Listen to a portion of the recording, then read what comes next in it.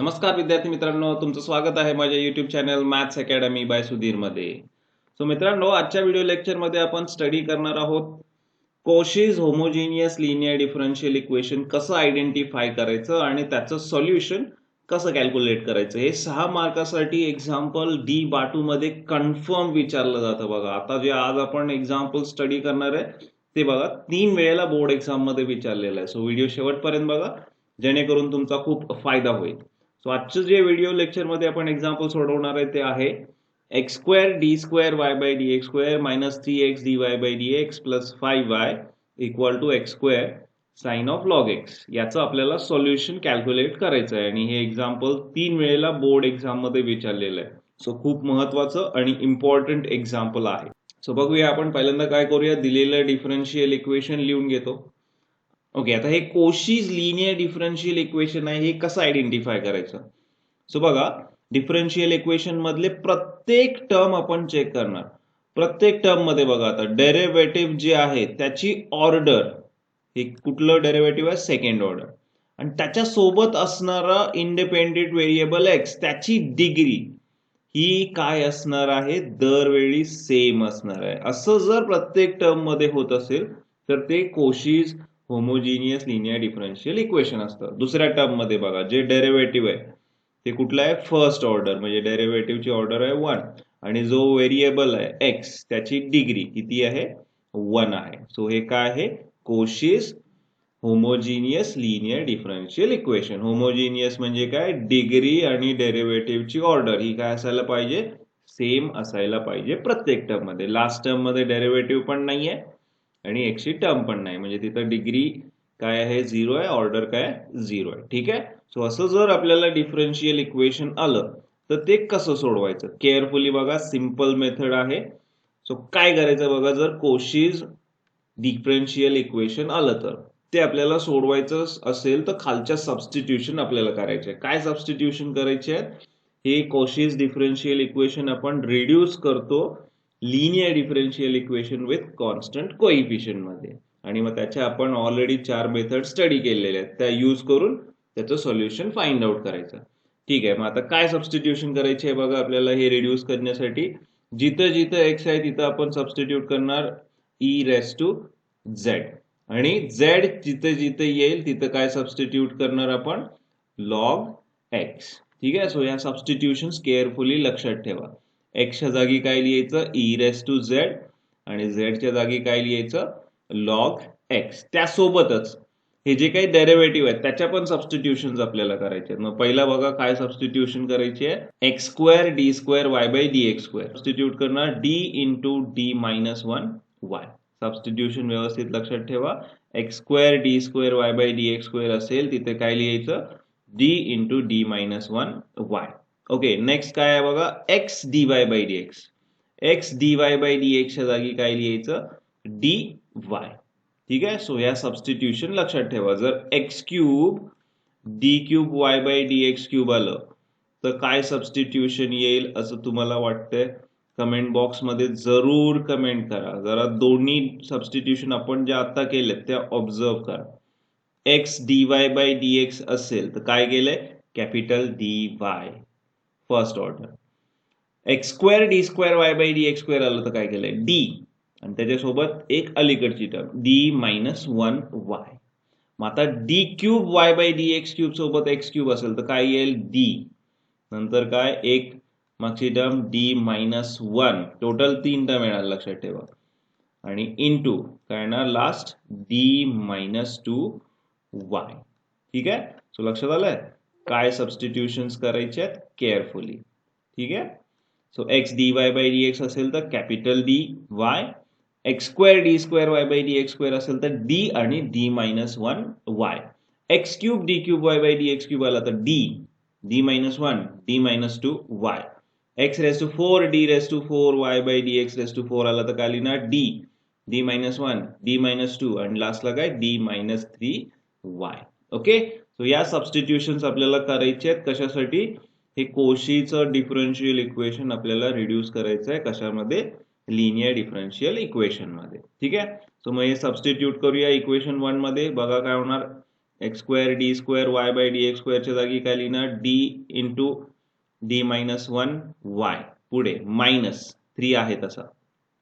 Okay, आता काय करायचं आहे x d y by d x याची काय सबस्टिट्यूशन आहे capital D Y plus 5y आहे तसा इक्वल टू आता काय करायचं एक्स स्क्वेअर आला पण मला एक्स ची सबस्टिट्यूशन माहिती आहे काय एक्स ची substitution e raise to z म्हणजे एक्स स्क्वेअर काय येणार ई रेस टू झेड चा ब्रॅकेट स्क्वेअर. आणि 8वी मध्ये आपण रूल स्टडी केलाय a raise to m raise to n असेल तर काय लिहितो आपण a raise to m into n पॉवरची मल्टिप्लिकेशन. सो झेड इंटू 2 म्हणजे काय 2z. So e raise to z चा स्क्वेअर म्हणजे काय e raise to 2z. Okay, carefully लक्षात ठेवा. नंतर इंटू साइन लॉग एक्स ची काय सबस्टिट्यूशन आहे झेड. ठीक आहे, सो काय येणार साइन झेड. ठीक आहे, सो लक्षात आले काय सबस्टिट्यूशन्स करायचे लेफ्ट हँड साइडला या डेरिव्हेटिव्हच्या सबस्टिट्यूट करायच्या आणि राईट हँड साइडला या पहिल्या सबस्टिट्यूशन एक्सच्या जागी ई रेस टू झेड लिहायचं आणि लॉग एक्सच्या जागी झेड लिहायचा. ठीक आहे, ओके. आता हे सोडूया. ही डिफरन्शियल इक्वेशन जे रिड्यूस होईल ते आता लिनियर मध्ये चेंज होईल. ठीक आहे, मग आता जर ऑब्झर्व केलं तर लेफ्ट हँड साइडच्या प्रत्येक टर्म मधून काय होतंय वाय कॉमन निघतोय. ठीक आहे, आता रिमेनिंग टर्म ब्रॅकेट मध्ये लिहूया. काय करणार मी ब्रॅकेट मध्ये लिहित असेल तर हे ब्रॅकेट सोडवून लिहूया. सो काय करूया हा डी पहिला या दोन्ही टर्मला मल्टिप्लाय करतो. So D into D D square minus D into 1 D पुढे इथून y कॉमन घेतला म्हणजे काय राहणार -3d. ठीक आहे, प्लस इथून y कॉमन घेतला म्हणजे काय राहणार 5 आणि equal to e raise to 2z sine z आहे तसा. आता बघा लेफ्ट हँड साइडच्या ब्रॅकेट मध्ये काय सिम्प्लिफाय होतं -d आणि -3d किती असतं -4d. बाकी काही सिम्प्लिफाय होते का नाही, बाकी कोणाची एडिशन होत नाही म्हणजे काय येणार D square -4d plus 5y equal to e raise to 2z into sine z. मग बघा आता जे डिफरन्शियल इक्वेशन आले ते काय आहे लिनियर डिफरन्शियल इक्वेशन आहे कॉन्स्टंट कोइफिशियंटचं. ठीक आहे, मी सांगितलं ना दिलेलं कोशीज डिफरन्शियल इक्वेशन रिड्यूस करायचं लिनियर डिफरन्शियल इक्वेशन मध्ये या सबस्टिट्यूशन्स वापरून. ठीक आहे, सो आता हे लिनियर डिफरन्शियल इक्वेशन आहे कॉन्स्टंट कोइफिशियंट मधलं पण त्याचा स्टँडर्ड फॉर्म काय असतो F of D into y equal to आता राईट हँड साइडला जे फंक्शन आहे ते कुठल्या व्हेरिएबल मधलं आहे झेड मधलं आहे. सो व्यवस्थित फॉर्म लिहा. सो लिनियर डिफरन्शियल इक्वेशनचा कुठला फॉर्म आहे F of D into y equal to Z या फॉर्म मधलं हे लिनियर डिफरन्शियल इक्वेशन आहे. मग हे सोडवायचं असेल तर आपण काय करतो पहिल्यांदा कम्पेअर करून एफ ऑफ डी आणि झेड ची व्हॅल्यू शोधतो. सो सांगा मला एफ ऑफ डी ची व्हॅल्यू काय एफ ऑफ डी म्हणजे काय वाय सोबत जो आहे तो कोण आहे वाय सोबत d square -4d plus 5. So ही कशाची व्हॅल्यू आली एफ ऑफ डी ची. नंतर झेड ची व्हॅल्यू झेड म्हणजे काय राईट हँड साइडला असणारं झेड मधलं फंक्शन किंवा कॉन्स्टंट. मग काय बघा राईट हँड साइडला e raise to 2z into sine z हे झेड मधलं फंक्शन म्हणजे काय झेड ची व्हॅल्यू. ठीक, आता नेक्स्ट स्टेपला काय करणार आपण सोल्युशनचा फॉर्म्युला लिहिणार. काय आहे solution linear differential equation calculate करायचं y equal to CF plus PI. So कुठलंही लिनियर डिफरन्शियल इक्वेशन सोडवायचं असेल तर आपल्याला काय कॅल्क्युलेट करायला लागतो त्याचा CF आणि PI. मग पहिल्यांदा आपण काय कॅल्क्युलेट करूया CF. मग CF कॅल्क्युलेट करायचं असेल तर आपल्याला काय करायला लागतं auxiliary equation F of M equal to 0 याचे रूट्स फाइंड आउट करावे लागतात. ओके, सो हे जे auxiliary equation F of M equal to 0 याचे रूट्स फाइंड आउट करायचे म्हणजे एम च्या व्हॅल्यू शोधायच्या आणि त्याच्यावरून आपण काय लिहितो CF लिहितो. ठीक आहे, मग आता एफ ऑफ एम ऑब्टेन करूया. कसा ऑब्टेन करायचा डी च्या जागी काय लिहायचं एम म्हणजे काय मिळेल मला एफ ऑफ एम. बघा काय मिळतो F of M M square -4m plus 5 हा कशाला इक्वेट करायचा 0 ला. Okay, so F of M आपण 0 ला इक्वेट केला. आता आपल्याला काय मिळते एक क्वाड्रॅटिक इक्वेशन मिळते. मग हे सोडवलं की मला काय मिळणार आहेत एम चे 2 रूट्स मिळणार आहेत. मग ते 2 रूट कुठल्या टाईपचे आहेत त्याच्यावरून आपण CF लिहित असतो. ठीक आहे. मग आता क्वाड्रॅटिक इक्वेशन आलं तर त्याचे फॅक्टर पाडायचे असतील, रूट्स कॅल्क्युलेट करायचे असतील तर दोन मेथड आहेत. एक डायरेक्ट मेथड आहे आणि एक क्वाड्रॅटिक फॉर्म्युला आहे. तर डायरेक्ट मेथड काय आहे, मिडल टर्म स्प्लिट करायची. पण मिडल टर्म्स कशी स्प्लिट करतो, पहिला आणि शेवटचा नंबर मल्टिप्लाय करा. 1 × +5 म्हणजे काय, +5. याचे असे दोन फॅक्टर आपल्याला शोधायचे आहेत ज्याची ऍडिशन हा मधला नंबर यायला पाहिजे. काय मधला नंबर, -4. आणि त्या दोन फॅक्टरची जर मी मल्टिप्लिकेशन घेतली तर काय येते, काय यायला पाहिजे, +5. मग आता 5 चा एकच फॅक्टर पॉसिबल आहे, कुठला, 5 × 1. मग याची जर ऍडिशन -4 यायची असेल तर 5 ला आपल्याला मायनस साइन द्यायला पाहिजे. सो -5 + 1 काय, -4. ऍडिशन -4 आली पण मल्टिप्लिकेशन +5 येत नाही, मायनस प्लस मायनस होतं. सो इथं काय लक्षात येतंय, आपण मिडल टर्म स्प्लिट करू शकत नाही. मग ज्यावेळी पण मिडल टर्म स्प्लिट होत नसेल त्यावेळी आपण काय करतो, क्वाड्रॅटिक फॉर्म्युला यूज करतो फॅक्टर किंवा रूट्स कॅल्क्युलेट करण्यासाठी. मग क्वाड्रॅटिक फॉर्म्युला यूज करायचा असेल तर पहिल्यांदा काय करायचं, दिलेले equation standard form of quadratic इक्वेशनशी कम्पेअर करायचं. मग काय असतं स्टँडर्ड फॉर्म क्वाड्रॅटिक इक्वेशनचं, ax² + bx + c = 0. याच्याशी कम्पेअर केला तर पहिला a ची व्हॅल्यू, a म्हणजे काय, x² चा कोएफिशियंट. मग आता इथं बघा m² चा कोएफिशियंट म्हणजे a ची व्हॅल्यू काय आहे, m² चा कोएफिशियंट 1. सो a ची व्हॅल्यू काय येणार, 1. b म्हणजे नेक्स्ट x चा कोएफिशियंट. सो इथं काय असणार, m चा कोएफिशियंट काय आहे, b, मग -4. आणि c म्हणजे कॉन्स्टंट, काय कॉन्स्टंट, +5. ठीक आहे. सो मिळाल्या तिन्ही व्हॅल्यू. आता क्वाड्रॅटिक फॉर्म्युला यूज करूया, म्हणजे मला रूट मिळणार कोणाचे, m चे. सो m = काय क्वाड्रॅटिक फॉर्म्युला जो आपण स्टँडर्ड 8 मध्ये स्टडी केलाय, -b ± √b² - 4ac/2a. हा फॉर्म्युला कधी यूज करायचा, जर मिडल टर्म स्प्लिट होत नसेल तर. ठीक आहे. मग आता व्हॅल्यूज सबस्टिट्यूट करूया. a, b आणि c च्या m मध्ये आपल्याला रिक्वायर्ड रूट्स मिळतील. ठीक आहे. सो बघा, -b ची व्हॅल्यू काय आहे, -4 ± स्क्वेअर रूट b म्हणजे काय, -4 त्याचा स्क्वेअर -4, a म्हणजे 1, c म्हणजे 5, डिवायडेड बाय 2a. 2 × a ची व्हॅल्यू आहे 1. ठीक आहे. सोडवू पुढे.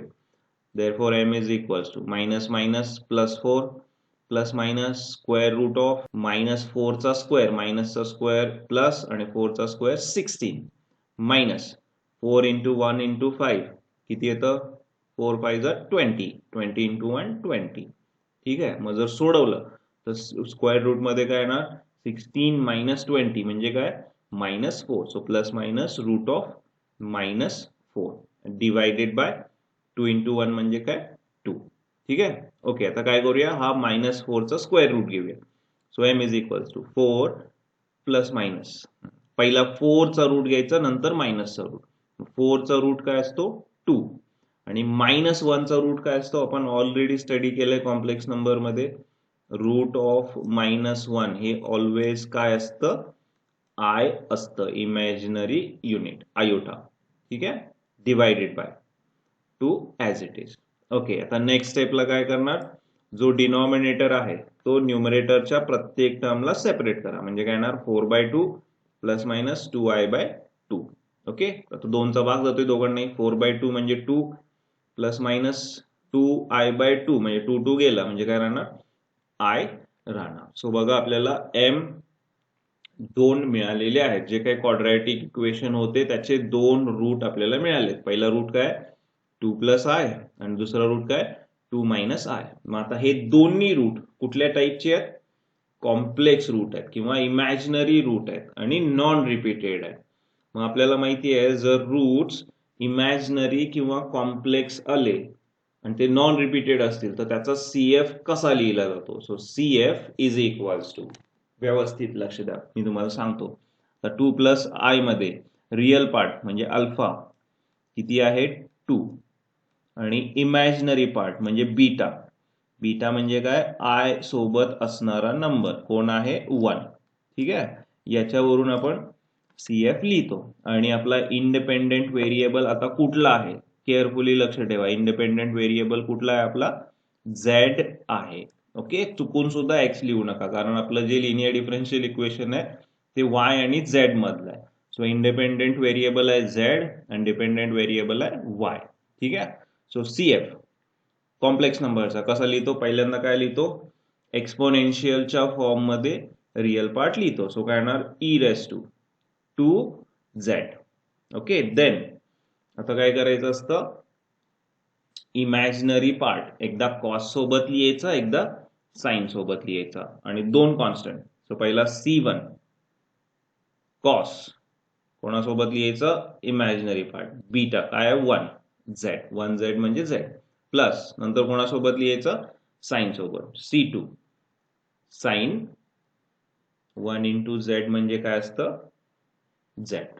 ठीक आहे. सो हे झालं काय CF आपल्याला दिलेल्या लिनियर डिफरन्शियल इक्वेशनचा. आता काय कॅल्क्युलेट करायचं PI. ओके, CF लक्षात आलं ना e⁻² real part into independent variable Z bracket मध्ये C1 cos imaginary part into Z plus C2 sine imaginary part into Z beta Z म्हटला तरी चालेल. e⁻α_Z C1 cos beta Z plus C2 sine beta Z. Alpha म्हणजे 2 beta म्हणजे 1 होता. ठीक आहे. CF मिळाला. आता PI कॅल्क्युलेट करूया. PI चा फॉर्म्युला काय असतो 1/f(d) इंटू Z. का Z घेतलाय कारण आपण इंडिपेंडेंट व्हेरिएबल जो आहे तो Z आहे त्यामुळे आपण Z लिहिलेला आहे. ठीक आहे. So PI equal to 1/f(d). f(d) किती आहे बघा d² minus 4d plus 5 into Z. Z ची व्हॅल्यू काय e⁻²Z into sine Z.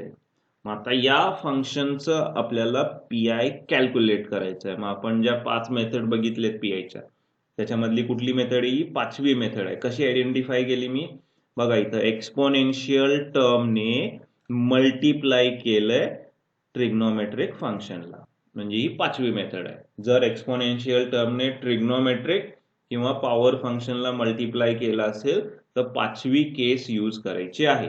Okay, मग आता कशी यूज करायची जर एक्सपोनेन्शियल टर्मने ट्रिग्नोमेट्रिक किंवा पॉवर फंक्शनला मल्टिप्लाय केला असेल तर काय करायचं ती एक्सपोनेन्शियल टर्म फंक्शनच्या लेफ्ट हँड साइडला लिहायची आणि फंक्शन मध्ये जिथं जिथं d आहे तिथं तिथं काय रिप्लेस करा d प्लस जो काही कोइफिशियंट आहे Z चा त्याने. ठीक आहे. सो काय लिहायचं d प्लस काय लिहिणार 2. ठीक आहे. ही स्टेप आहे. काय करायचं एक्सपोनेन्शियल जर ट्रिग्नोमेट्रिकला मल्टिप्लाय केलं असेल तर एक्सपोनेन्शियल टर्म लेफ्टला लिहायचं फंक्शनच्या आणि फंक्शन मध्ये जिथं जिथं d आहे तिथं तिथं काय लिहायचं d प्लस 2. ठीक आहे. करूया मग सबस्टिट्यूशन. सो e⁻²Z लेफ्टला 1 जिथं जिथं d आहे तिथं काय लिहू d प्लस 2.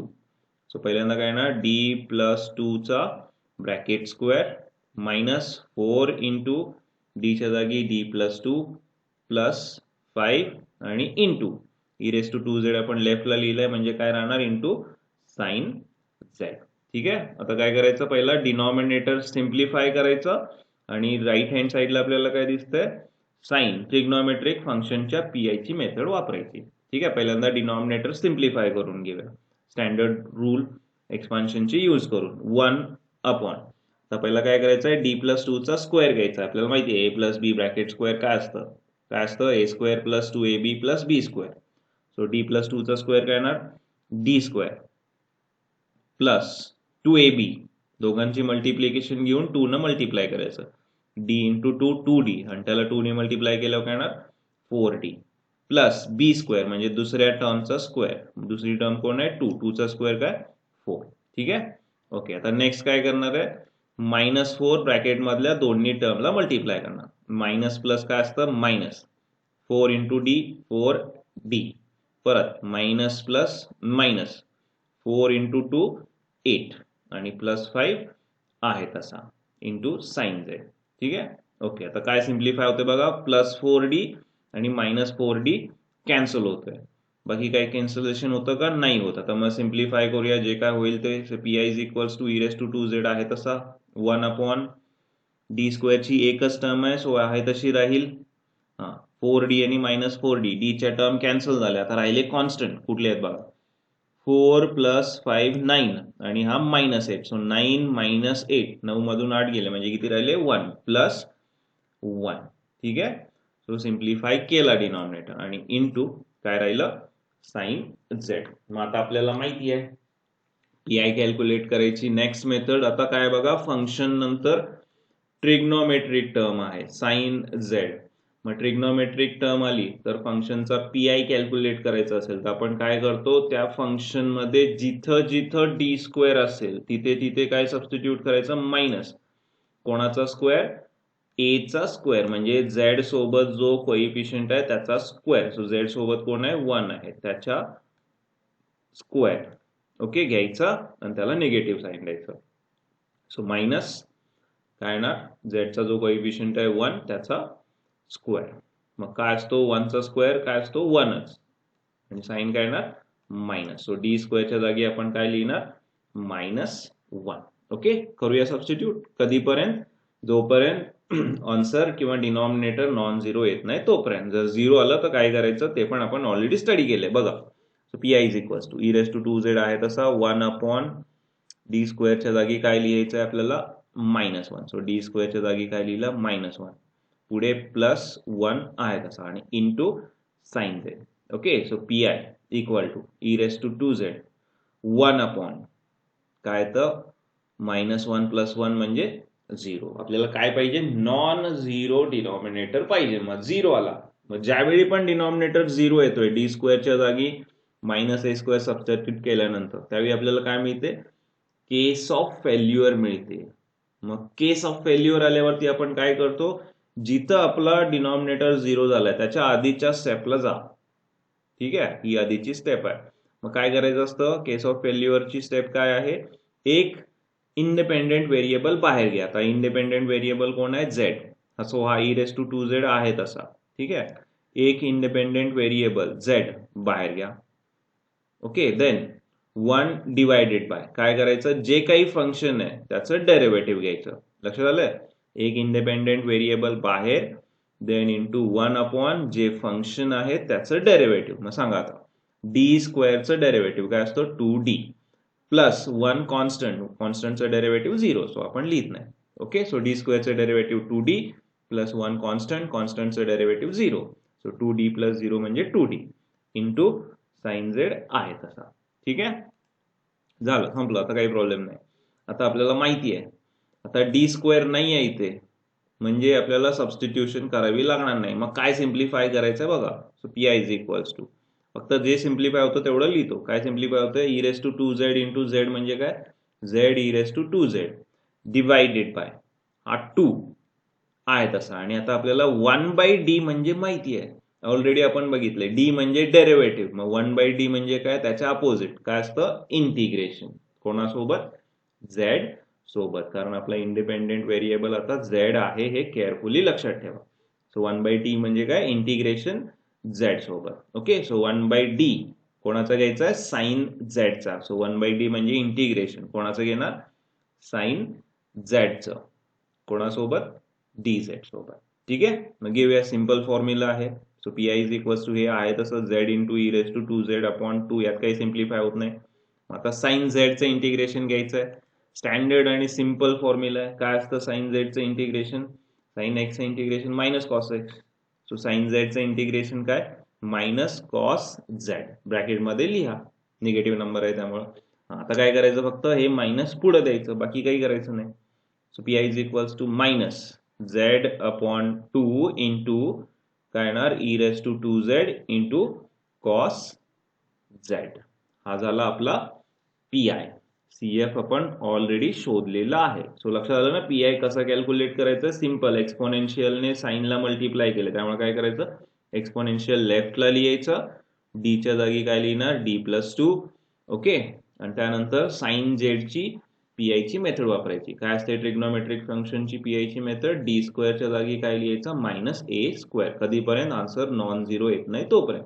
0 आला केस ऑफ फेल्युअर वापरा, एक इंडिपेंडेंट व्हेरिएबल बाहेर इंटू 1/ जे काही फंक्शन आहे त्याचं डेरिव्हेटिव्ह. ठीक आहे, ओके, आता CF आणि PI मिळाले, मग आता आपण काय करतो, CF आणि PI मिळाले की ते आपल्या सोल्युशनच्या फॉर्म्युल्यामध्ये लिहितो. सो इक्वेशन 2 मध्ये या दोन्ही व्हॅल्यू सबस्टिट्यूट करूया. So y equal to CF, काय CF e raise to 2z into C1 cos z plus C2 sin z plus PI, जो काही PI तो लिहून टाकायचा. काय PI मायनस z/2 त्याच्या पुढे into e raise to 2z into cos z. Okay, so मिळालं सोल्युशन. पण मला कोणाचं सोल्युशन मिळालं, z मधल्या इंडिपेंडेंट व्हेरिएबलचं. पण आपल्याला जे सोल्युशन पाहिजे ते x मधल्या इंडिपेंडेंट व्हेरिएबलचं पाहिजे. सो लास्ट स्टेपला काय करायचं, परत रिसबस्टिट्यूशन्स करायच्या. म्हणजे या जिथं जिथं e रेस टू z आहे तिथे काय लिहिणार, x लिहिणार, आणि जिथं जिथं z आहे तिथं काय लिहिणार, log x लिहिणार. ठीक आहे, सो करूया या substitutions. So y equals to e raise to 2z. तर e रेस टू z म्हणजे काय आहे, x, आणि त्याचा काय येणार, स्क्वेअर. ठीक आहे, so e raise to 2z म्हणजे काय, x चा स्क्वेअर. ओके, ब्रॅकेट मध्ये C1 नंतर काय cos आणि z ची व्हॅल्यू काय log x प्लस C2 नंतर काय sin नंतर z ची व्हॅल्यू काय log x. व्यवस्थित व्हॅल्यू सबस्टिट्यूट करा. मायनस z म्हणजे काय बघा, log x divided by 2. Okay, divided by 2 into e raise to 2z. e raise to z माहिती आहे मला x, e raise to z म्हणजे x आणि त्याचा काय येणार स्क्वेअर. ठीक आहे, so e raise to 2z म्हणजे काय, x चा स्क्वेअर. पुढे cos z ची व्हॅल्यू काय log x. ओके, ही फायनल स्टेप करायला विसरायचं नाही, परत रिसबस्टिट्यूट करायचं. And this is our required solution of given Cauchy's differential equation. So बघा विद्यार्थी मित्रांनो, इतकं सिंपल एक्झाम्पल आहे, 6 मार्क्ससाठी 100% एक्झाम मध्ये विचारलं जातं. सो ही मेथड अजिबात स्किप करू नका. जर तुम्हाला व्हिडिओ आवडला असेल तर नक्की माझ्या युट्यूब चॅनलला लाईक, शेअर आणि सबस्क्राईब करा. आणि सर्वांनी व्हिडिओ शेवटपर्यंत बघितला त्याबद्दल सर्वांचे धन्यवाद.